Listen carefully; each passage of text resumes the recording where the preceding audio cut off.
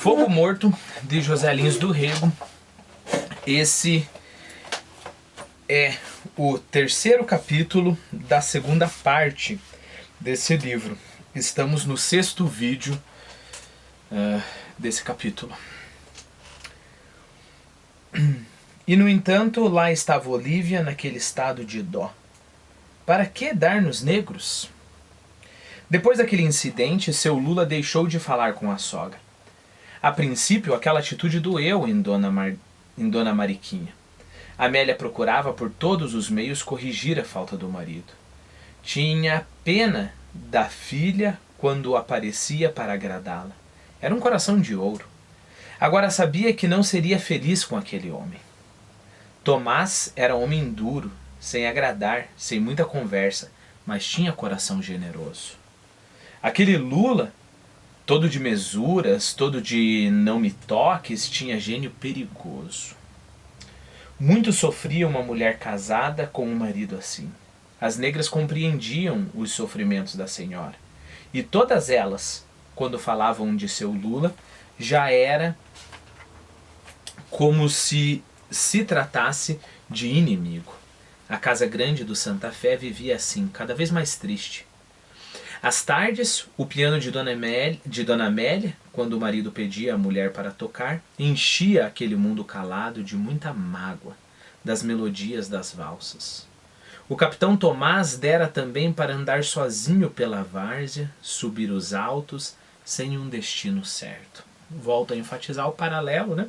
Eu fiz uma anotação, sei que eu já comentei o conteúdo dessa anotação, mas vale a pena a gente rever. Ao repetir as histórias, o narrador nos deixa a impressão que isto acontece em todo lugar e em todo tempo. O mundo inteiro é triste. É só isso que tem, gente triste andando por aí, gente se deprimindo cada vez mais. O capitão Tomás dera também para andar sozinho pela várzea, subir os altos, sem um destino certo. Não olhava para coisa nenhuma. Andava, e horas depois voltava para a rede e lá permanecia sem dar uma palavra. Era mais sombra que uma criatura. Na outra safra, a seca reduzira a quase nada a produção de açúcar. Mas o algodão dera um preço nunca visto por causa da guerra dos americanos. O pouco que colhera dera a Dona Mariquinha uma fortuna. Tudo ia assim, quando uma tarde uma negra chegou correndo para a senhora. Lembre-se que a guerra dos americanos aqui, a gente está falando da guerra civil, né? do norte contra o sul. Tudo ia assim quando uma tarde uma negra chegou correndo para a senhora. Correra para o alpendre e lá encontrara o capitão Tomás nas últimas. Pegaram-no para conduzi-lo ao quarto e já era um defunto, o que estenderam na cama. A morte do capitão deu na briga séria do genro com a sogra. Seu Lula fez exigências no inventário, reclamou dinheiro de ouro, quis botar advogado para obrigar a sogra a dizer ao juiz o que tinha guardado o capitão em moedas antigas. A mulher enfureceu-se com o marido. Ali não devia haver divergências de espécie alguma. Seu Lula, porém, terminou dominando-a, e a velha Mariquinha não cedeu. Vieram os parentes do Ingá. Toda a várzea ficou com a viúva. Seu Lula terminou cedendo. O Santa Fé continuou no governo da sogra. Nos dias de domingo, o cabriolé saía com o seu Lula e a mulher para a missa do Pilar. Olhava-se para ele como para um ambicioso. Repare nisso que a gente já vem conversando nesses últimos vídeos, né? Esse caráter não tão linear na narrativa. A gente já sabe mais ou menos o desfecho dessa briga, né? O Santa Fé continuou, mais ou menos não, seguramente. O Santa Fé continuou no governo da sogra.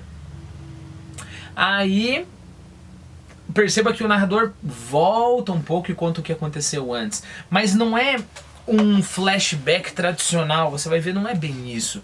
Tipo assim, eu conto o que aconteceu aqui, né?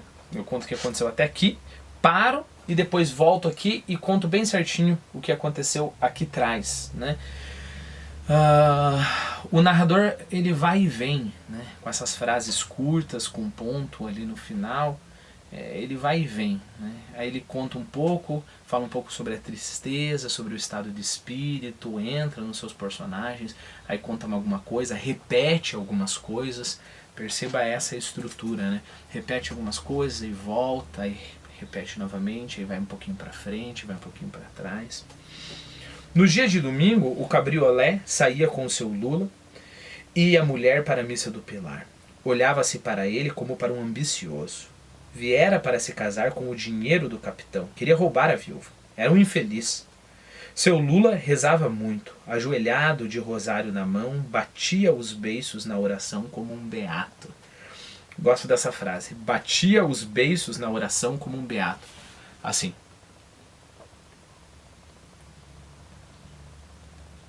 Ok? O cônego Frederico achava bonito aquilo. Era o único senhor de engenho da Ribeira que dava um exemplo daquele. Fora por isso que, no tempo do inventário do capitão, procurara o rapaz para aconselhá-lo. Não devia brigar com a sogra. Seu Lula, porém, não lhe dera ouvidos. Pensara que aquela piedade, aquele rezar, pudessem ajudá-lo a compreender as coisas. Não. Ele queria o que era de direito. O juiz não lhe deu direito algum. Dona Mariquinha faria o que quisesse para o doutor Gouveia. O velho magistrado dava as suas sentenças conforme o seu direito. Nada de genros roubando sogras. Lá, em sua casa, estivera seu Lula. O juiz disse-lhe o diabo. Ali na Ribeira não havia lugar para caçadotes.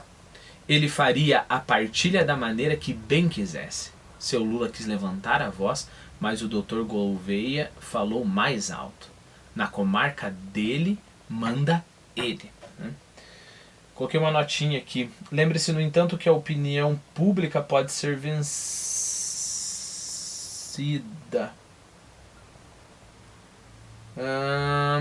Deixa eu ver o que está acontecendo. Parece meio sem propósito.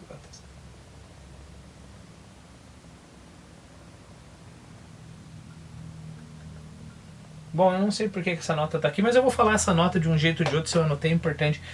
A gente, durante todo o livro, mas parece uma digressão aqui, mas durante todo o livro a gente vê quanto que a opinião pública influencia, né?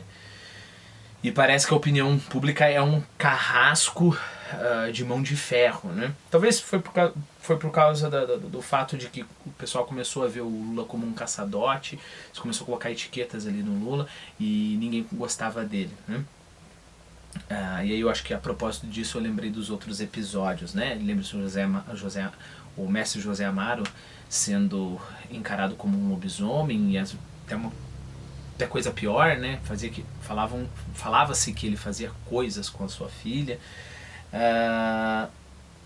E agora com o Lula. E lembre-se que na primeira parte, todo o tempo, a gente ouve o personagem falando: o povo tem uma língua muito grande, o povo não tem jeito mesmo, né? Mas lembre-se que essa opinião pública, embora seja muito opressora, ela pode ser vencida, né? Lembre-se que foi o que o Coronel Tomás fez, né? O Coronel Tomás entrou ali, trabalhava a terra, não se vestia como um senhor de engenho, não se afastava dos seus escravos como um senhor de engenho, ia ele mesmo com os carros de boi levar o açúcar, né? E todo mundo falou: isso não é coronel não, isso daí é um camundongo qualquer. E repare que o coronel impôs a sua personalidade a toda a região, né? A ponto que, com o passar do tempo, todo mundo admirava ele, até os seus inimigos, né? E todo mundo o respeitava. Ninguém mais considerava ele um camundongo. O pessoal considerava ele um homem de fibra, né? Um homem que, com um sítio, com um engenho pequeno, conseguia fazer render muito mais que engenhos grandes, né? Então, embora a opinião pública seja muito forte, há como a vontade do indivíduo, como aconteceu com o Coronel Tomás, se sobrepor, se impor à opinião pública, né? Bom, é claro que o Coronel Lula não tem essa força, né? Todo mundo sabe que ele é um banana, né? Agora, aí eu coloquei uma notinha aqui, coisa que eu já falei, só reforçando. Mais uma derrota e o Coronel Lula vai ficando cada vez mais frustrado, mais rancoroso, mais necessitado de uma oportunidade de desforra, mais propício à violência gratuita, né? Cada vez mais ele vai recolhendo essa frustração. Quando que ele pode liberar essa frustração? Alguma ele vai, vai recolhendo num canto lá para nunca mais acessar. É claro, isso sempre vem à tona. Toda vez que a gente esconde coisas de nós mesmos, de um jeito ou de outro vem à tona, né? Mas ele pode dar vazão para pelo menos um pouco desse rancor, é claro, torturando seus escravos, né? E aí, novamente, a gente entende a personalidade de um covarde, né? Aquele típico exemplo que eu acho muito legal, o filme de Hollywood mostra isso muito bem, né? Está lá um menino que faz bullying com outro menino na escola, bullying de verdade, não é só chamar de boboca ou falar, não, bullying de verdade, né? Bate, pega o dinheiro, né? Não estou falando de coisa superficial, não. Então tá lá aquele menino, e aí quando a gente vai para o filme mostra a casa dele, o que acontece? Ele apanha do pai, né? Ele apanha do pai, tem um irmão mais velho também que bate nele, e aí o que o covarde faz? O covarde não consegue enfrentar, né? No caso, é claro, o menino, seria difícil exigir desse menino que ele enfrentasse o pai, mas ele não precisava ser covarde e dar vazão a todo esse ódio em cima de alguém mais fraco, né? E isso acontece, às vezes até uma reação em cadeia, né? Então o que acontece? Está lá o pai, que é desaforado pelo chefe, e o pai não tem culhões para olhar para o chefe e retrucar ou fazer qualquer coisa, por mais que tenha que enfrentar consequências, né? E ele vai guardando aquilo, chega em casa, desconta no filho, o filho vai para a escola, desconta no menino mais fraco, e talvez o menino mais fraco vá para casa descontar lá num gato, um cachorro qualquer que ele tiver lá, ou numa irmãzinha, por exemplo, né? Então essa é a cadeia do covarde, né? Cadeia dos covardes, esse desfile de injustiças, né? E reparem, é muito fácil você pegar cada um desses links, e é perigoso isso, você acusar o passo anterior, né? Então o pai, na verdade, ele está sendo oprimido pelo chefe. O filho, na verdade, está sendo oprimido pelo pai, né? E assim por diante. Tudo bem, isso realmente acontece, mas não é desculpa para nenhum desses. Não é desculpa para nenhum desses fazer as crueldades que eles estão fazendo, né? Ou seja, cada um deles é culpado pela sua crueldade, né? Cada um deles. Ou seja, não é desculpa. É claro que não é desculpa o Coronel Lula torturar os seus escravos porque ele foi humilhado e ele não é homem, não tem culhões como o seu pai, por exemplo, né?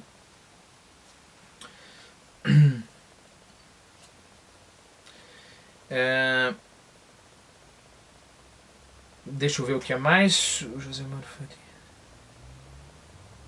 Faria. Uma questão que eu coloquei aqui, que é uma questão interessante, seria o que o José Amaro faria se ele tivesse o poder de Lula, né? Se ele tivesse um engenho ali, ou se ele vivesse na época anterior com escravos. Será que o José Amaro chegaria ao ponto de também torturar os seus escravos? Porque perceba, uma coisa que o Fogo Morto nos mostra é que independente da sua posição, você tem como você se humilhar, né? O Tomás, o Capitão Tomás, o cara, melhor senhor de engenho ali, ele tem como se sentir humilhado, né? Mesma coisa com o José Amaro, mesma coisa com o Lula. E lembre-se, é importante, você se humilha, né? É daí que vem a maior parte da humilhação de você mesmo.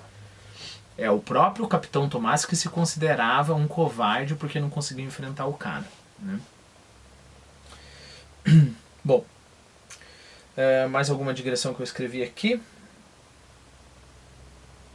Então vamos continuar. O cabriolé do genro mal começou a fazer... Não, o cabriolé do genro mal começou a fazer mal ao povo, né? Como ver um fantasma, como ver um lobisomem, como ver uma criatura do demo, como vê o José Amaro para algumas pessoas. O cabriolé do genro mal começou a fazer mal ao povo. Bastava ouvi-lo com as campainhas para que a imagem do genro sem coração, do genro cruel, aparecesse para toda a gente. Talvez aqui que eu deveria ter incluído aquela digressão lá, mas agora eu já fiz a digressão, já está feito o trabalho. Adiantei o trabalho somente. Dona Amélia sofria com aquela animosidade dentro de casa, assim como a Sinhá sofre com a animosidade do povo contra o mestre José Amaro. Seu Lula aborreceu-se com a mulher. Com a animosidade dentro de casa. Uma vez falou com o marido para sair, para procurar um lugar para morarem em casa que fosse deles. Seu Lula aborreceu-se com a mulher. Nunca o vira assim, com aquele falar violento. Não sairia dali. Era isto que a sogra queria. Não era por ele, era pela filha. A menina que nascera, mimada, chorava a noite inteira. A negra que tomava conta da criança tinha que ficar acordada. E aí parece que até as crianças, parece que não há esperança nem para as crianças. As crianças já nascem fracas, já nascem mimadinhas, já nascem... Né? Lembre-se, o narrador não precisava narrar assim uma criança que chora à noite, né? Poderia, além disso, mostrar a energia da criança brincando, etc. E narrar o choro durante a noite como algo normal, né? Mas o narrador não escolhe fazer isso. O narrador escolhe enfatizar que essa criança já nasceu mimada, chorando, já é fraquinha. Quando o seu Lula levantava-se e que a encontrava cochilando ao pé da rede, acordava com empurrões. Ninguém podia dar voto na criação da menina. Era só ele que sabia o que se devia fazer. A sogra sofria desesperadamente com aquilo. Quando a filha dera à luz, uma grande esperança viera para Dona Mariquinha. Podia agora voltar a paz para o Santa Fé. Cercara a Amélia de todos os cuidados, queria ser a sua criada mais de perto. Seu Lula, de cara fechada, tratou-a como inimiga. A neta seria todo o sonho de Dona Mariquinha e o genro fez tudo para que ela não se apegasse com a menina. Às escondidas, quando ele saía no carro, procurava a neném para tê-la nos braços, para fazê-la sua neta de verdade. Uma vez, estava com a menina quando o genro entrou inesperadamente. Viu a cara de ódio que ele fez. Ficou fria.